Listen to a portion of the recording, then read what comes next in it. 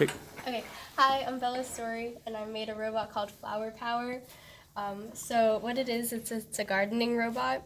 So how it works is as these wheels or the tracks move, this mechanism goes up and down, and it's controlled by this wheel from the servo motor, and then it pounds a hole into the ground about that size.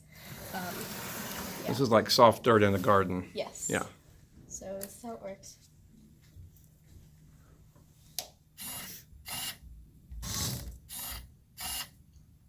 And it can just go and go and go and plant seeds like that.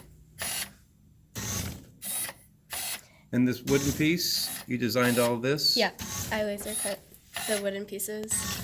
And then the next phase in my project is I'm going to have a mechanism that comes off of here and is automated by the same system with the servo and the wheel that opens and closes like a door that releases the seed into the holes that it plants. So eventually it can go without the aid of people, more autonomous, and it can just go and plant for acres and acres.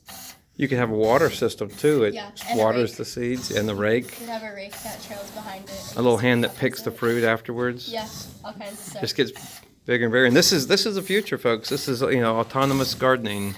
It's how it's happening. Fewer and fewer humans are going into it, so more and more robots have to do the work.